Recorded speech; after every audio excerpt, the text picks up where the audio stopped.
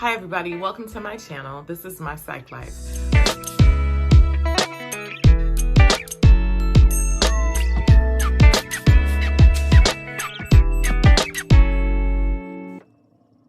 So today's video is a couple of suggestions that I have for people who are contemplating pursuing a doctorate. You may not have a clear idea of what you need to do to get started. So I thought that I would write down, and I do have my trusty notepad here, some of the things that I did when I was going through this process. So I'm gonna give you a couple tips. First things first, decide on your program. And what type of program. There are tons and tons of programs out there.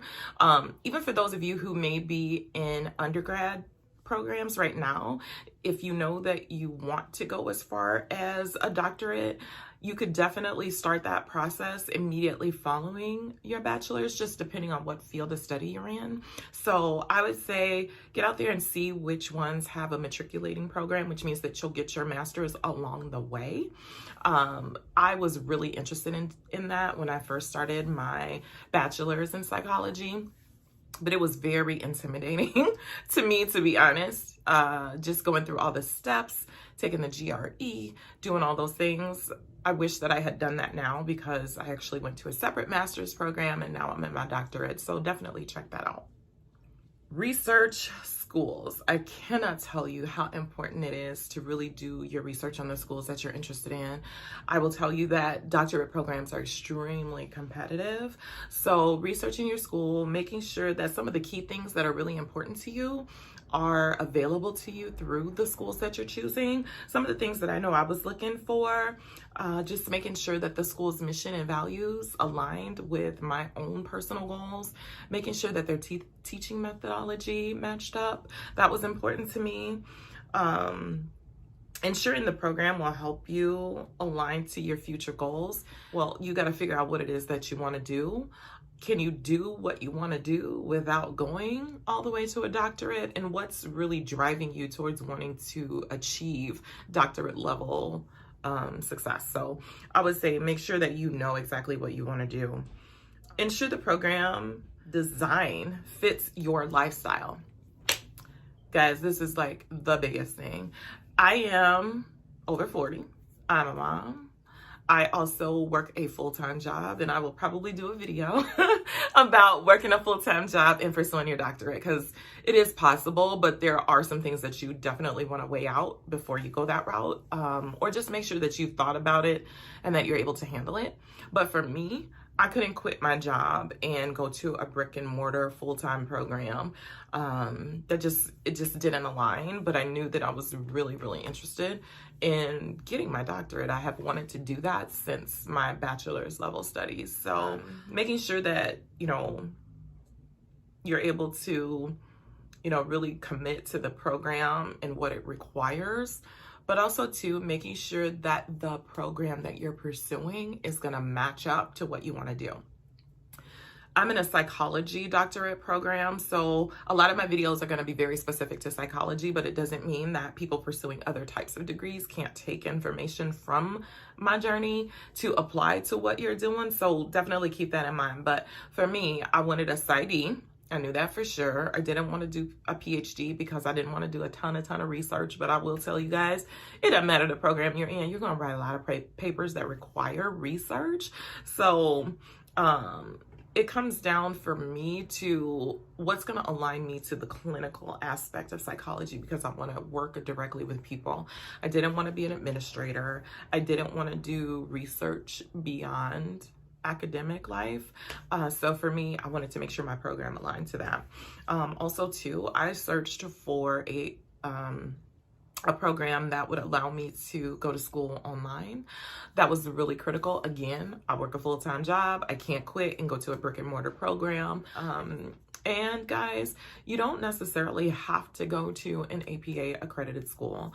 I'm not going to get into that whole argument, but I will tell you there is a lot of discussion. There's a lot of bias towards online PsyD programs, but I will tell you those programs are not any different from brick and mortar programs. And what I mean by that is, and I said I won't go get into this, but I'm kind of getting into it just a little bit, but I'll do probably a more in-depth video at some point about this, because it really gets me when I hear people dog out, you know, online programs. But just like with anything else, there are going to be good schools, there are going to be bad schools, there's going to be good programs, bad programs, good instructors, horrible instructors. I don't think it matters. I've done both modalities, and I can tell you that I've had really good experiences in some and not so good, and that was not specific to the entire college or university, but more about the instructor and more about the students and more about the program. So but what I will tell you is that you need to check your state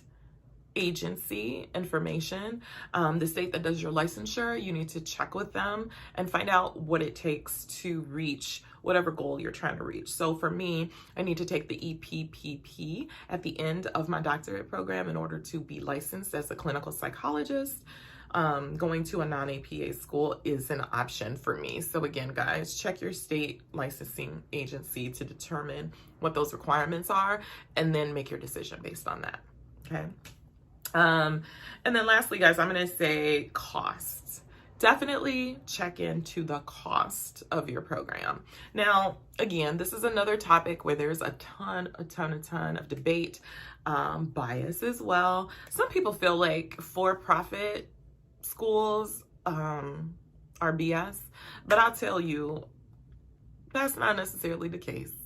That's all I'll say about that. May do another video about that one as well. Pick your program, pick your outcome based on what your individual goal is. Don't let other people influence your decision. If you do your due diligence, do your research, you'll be just fine. Next, guys, once all of those things align, once those stars align for you, and you've picked out the schools that you're interested in, the programs link up to your lifestyle, etc., then you want to start the application process.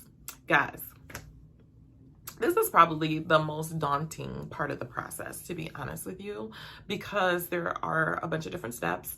There are financial implications when you're applying, so you really can't just throw applications out there. When I was looking at programs, a lot of them, the application fee was somewhere between $50 and $175 per application. So you got to be sure which one or ones you're interested in. For me personally, I applied to 2 programs. One of mine was extremely competitive. They only let in 9 students a year. So I knew that that one was going to be tough. And then I applied to the program that I'm currently in. And of course, I got accepted to that one. So some of the things that you need to do when you are applying to these schools and doing your research is know when the application deadlines are. Some schools have 2 starts a year. Some may have more. I'm not sure. The ones that I looked at, they had 2 starts a year. So usually, I want to say spring and fall. So definitely check into what those application deadlines are to make sure that you don't miss anything. Next, check out those application fees, write down, and guys, yeah, I would say write down this information as well. I had a notebook of things that I captured, all this information for each of the schools. I'm really big on Excel spreadsheets, so I kind of put all my information in there so I can track it pretty easily. Make sure that you're writing down the fees. These are non-refundable as well. So it's like you're giving your money out and you're not going to get it back. So make sure that you're picking the best program for you. That's why that's really important. Next, guys, letters of recommendation. What I would tell you is once you make up a decision in your mind that you're gonna pursue a doctorate, and even if you're gonna do a master's, guys, you're gonna need letters of recommendation. You'll wanna get with your professors super early in the process, like I would say even before you start filling out applications. I think I reached out to my professors probably 6 to 8 months before I needed my letters, before the application deadline for the doctorate program, because The professors are going to be writing letters for a ton of students. Just depending on what all they're doing with their professional careers. And also too, because you're not their top priority. Let's be real and let's be honest. They have other things that they're doing in their lives. They have classes that they're teaching, papers that they have to grade, etc. And then they just need to live. So I would say try 6 to 8 months ahead of time. That way you can do reminders and follow-ups with them.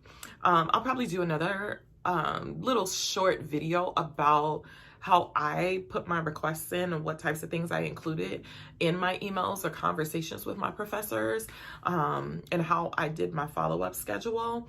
But it's really important for you to leave enough time so that you're not last minute not meeting that expectation for the application process. Next, guys, let me see, what do I have here?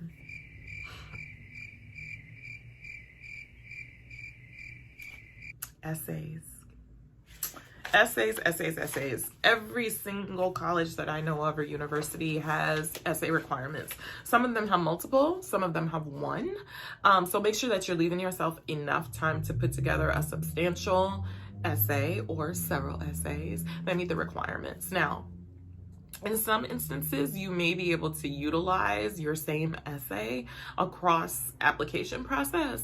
But I guarantee you, whether it's a personal statement, whether it's an essay about what is driving you to want to pursue a doctorate, you'll want to switch it up and make sure that it matches the style of the school. Okay. But leave yourself enough time. Make sure, guys, that you are paying attention to the requirements, right? If it says maximum 500 words, maximum 250, do not exceed those maximums. You want to make sure that you are following the directions to a T. Okay, because along with them assessing your writing, they're also assessing your ability to follow directions. So keep that in mind. Find out if the school that you're applying to requires an interview, because if they do, you want to make sure that you can plan financially for that, make sure that it fits with your work schedule or whatever else you may have going on, and then kind of prepare for that. You may never know what questions exactly they're going to ask you. I know some places are very structured, some people are more relaxed, and they do more conversational interviews when you get there, but just make sure you're prepared for that if that is part of the process.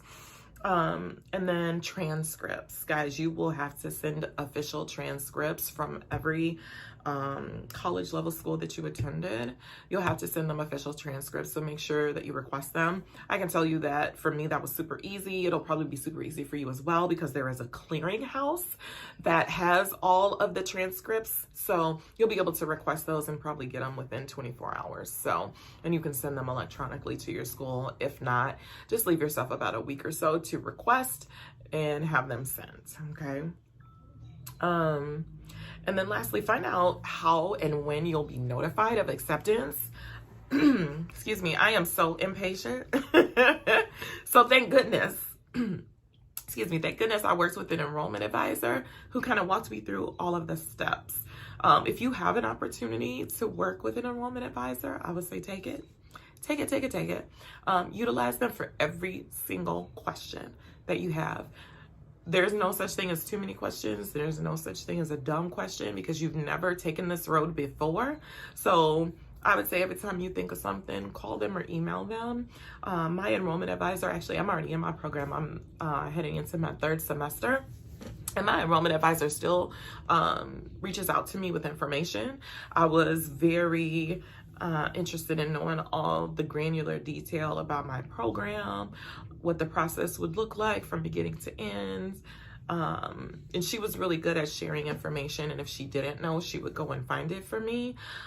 I would say be persistent. If people are not following up with you, don't be afraid to bug them, because on the flip side of that, when they're trying to get you to enroll, they're calling you all the time. So ask questions, guys. Utilize your enrollment advisor. That's what they're there for. Make sure that you're getting all of your questions answered, and don't feel like you're being a burden or you're bugging them too much, because a doctorate degree is a lot of money.